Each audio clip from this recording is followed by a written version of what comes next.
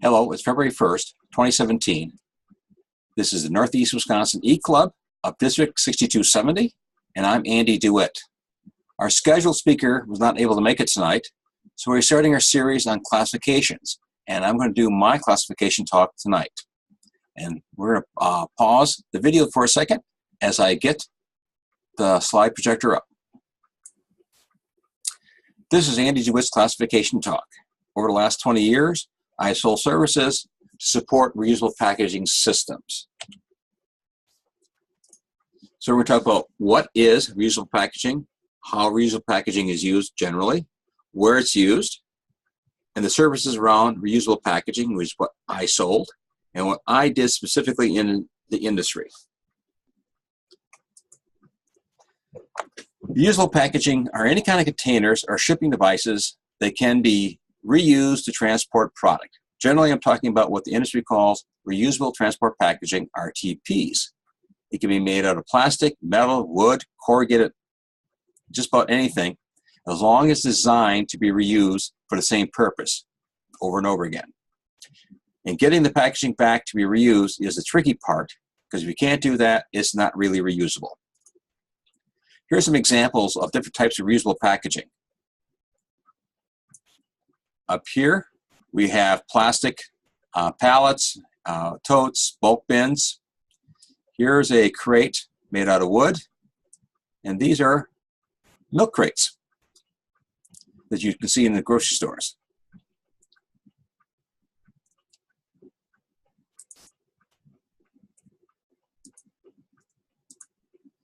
Here's some other examples. Let me get rid of the annotation.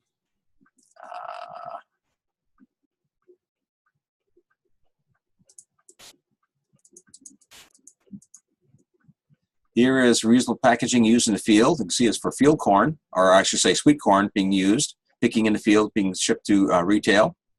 Here is bulk bins being used in an industrial environment. You can see parts inside of here. This person is placing them, it looks like steering wheels, into specified slots.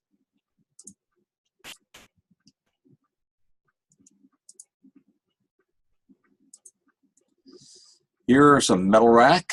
Here's an example of corrugated plastic being used into a reusable. Here's bread trays in a retail store. You've probably seen those. Or, of course, wood pallets are also reusable packaging. This is my reusable packaging. Last couple of years, I was selling these plastic sheets between these empty cans. Those are called tier sheets, and are used to separate cans, bottles that are used in the beverage industry. Here is a warehouse full of those cans on tier sheets, separating them. More specifically, what I worked on most of my last decade or so, here are egg crates. You can see the reusable box that's used to transport the eggs to the store. Here's a box that looks like it's got potatoes in it, I'm not sure. One of my employers was Tosca. The two different logos on there. They also bought GP's returnable packaging system. GP had bought Hayes packaging system. So you can see either of those on the containers. Here's another close-up of a Tosca handheld container with oranges in it. And I spent a lot of my career working on case-ready meat cases for Kroger primarily.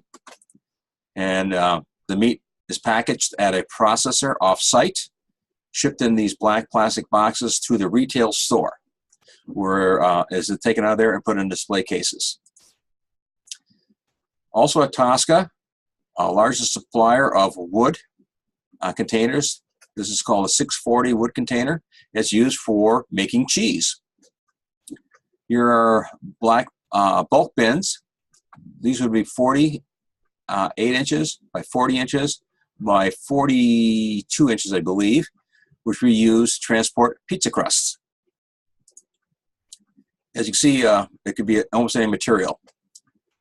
Where containers are used, industrial, automotive is heavily invested in their use, especially metal racks for transporting axles, body panels, engines, wheels, etc., from the manufacturing points of those items to the final assembly plant. Heavily used in dairy, milk crates you see at your back of your stores, from dairy to the retail store. Beverage, there's two supply chains. Filler, that's the person who puts the soda or beverage into the can or bottle to the retail store. Those are called shells. You see those especially in like the 1 liter, 2 liter bottles. Those are little plastic containers called shells for transportation. And in the area I worked in, the can and bottles manufacturer to the filler. Eggs, as you saw in one example, from producer to the retail stores, which could include racks or the containers you saw in the picture. Recreational manufacturers, such as snowmobiles, UTVs, they ship their products to retail stores in metal racks. If you look in back of any of those kind of stores, you'll see them boxed up. The metal racks are the reusable part. Often they have a corrugated sleeve over the top, which is not reusable. So it's a combination package.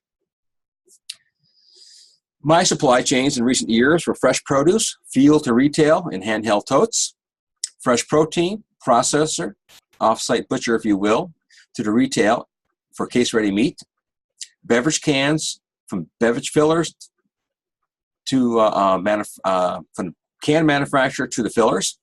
I rented mostly tier sheets, and pizza crust from the crust manufacturer to pizza topping facilities.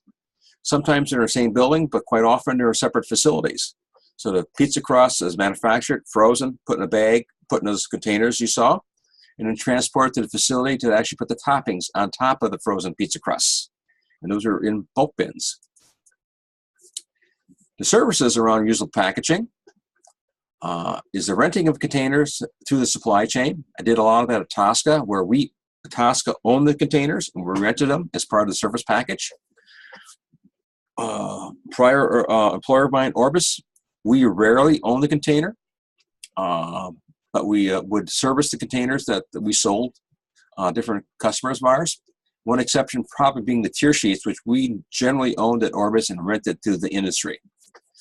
Some of the services around cleaning and repair of the containers, sometimes after each use, especially in the food chain. On a schedule, such as pizza crust, we're on a time scale. Every 42 days, they came back for cleaning, or on demand. A customer would accumulate dirty ones and then send them to us for servicing on a regular basis. And the logistics of getting the empty containers back to where it can be reused again is always a service, is always needed. And also the most difficult part is creating the return logistics loop. What I did specifically over the last 20 years, I sold services around reusable packaging for specific supply chains. Always started off needed to fully understand the supply chain, where the containers go, how they're used, abused, the loss rate over time. That'd be after each trip, what percentage would be lost, and what percentage I could recover. Then they have to create the economic return loop, which is always a imaginative part. I found that the most interesting part of the job is creating those return loops. And then you have to understand the cost of the entire solution set, from rental, ownership, to services, the cleaning, logistics of getting them back, repurposing, whatever it is. We have to do that for this higher supply chain, even for those parts we weren't supplying the solution.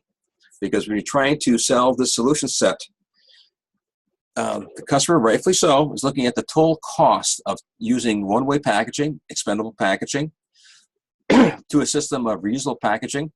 So they want to understand the total cost of the system, not just what our part, my employer's part of the deal was. So after understanding the total cost, of course, you have to do the pricing for my portion of the solution set.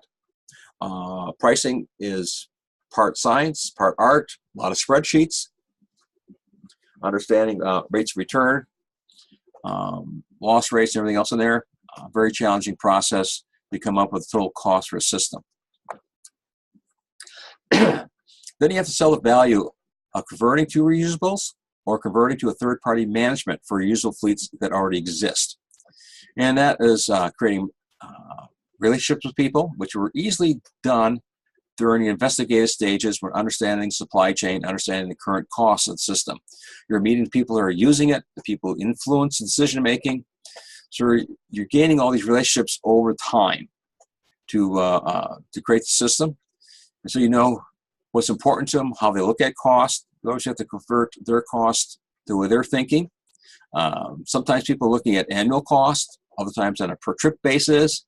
Many times they're looking at it per piece, especially in automotive. They want to know what the cost of the packaging's per piece, per steering wheel in that crate. How much does it cost the packaging per steering wheel, as an example?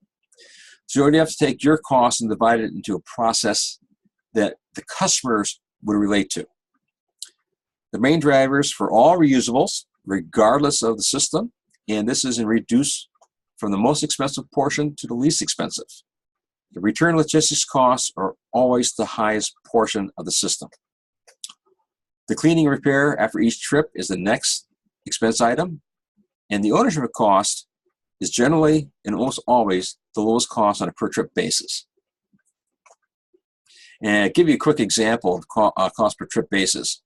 If you have a plastic crate, it might cost $10, and you use it 100 times, the cost per use, of course, is a dime, if I did my math right.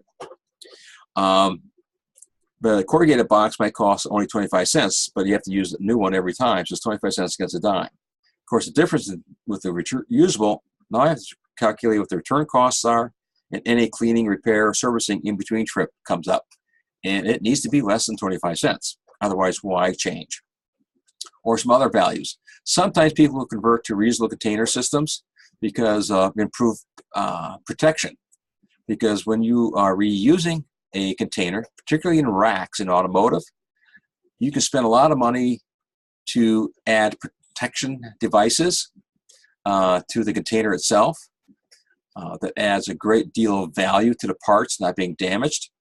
Because it's reusable, you can spend that money on it and make it economical to have better protection.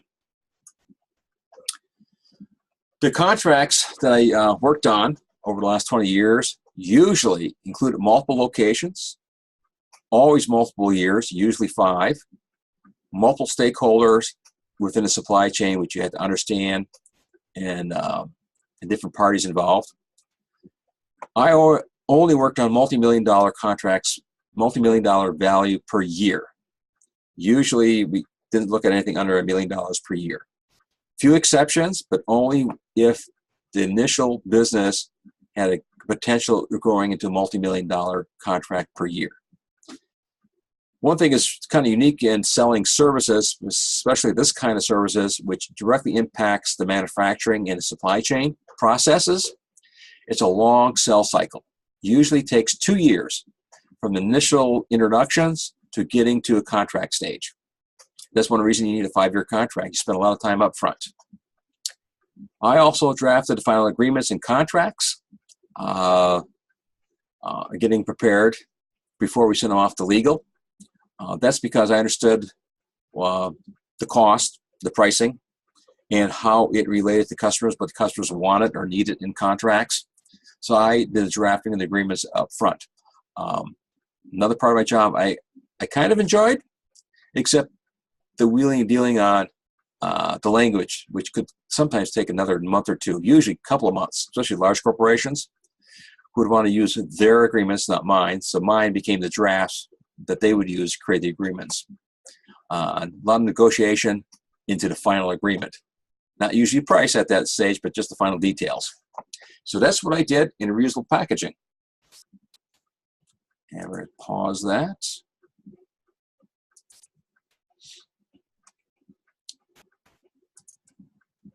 And there we are back. So that is my classification talk. That's kind of what I did. Me personally, I joined Rotary in 1999. Some longtime members. Start with the morning club in Oshkosh. And with Ryan, started this eClub. I thought it's an exciting idea. I think it's great. I'm now retired, enjoying that very much. So I guess that's about it, generally for classification talks. See ya. Bye-bye.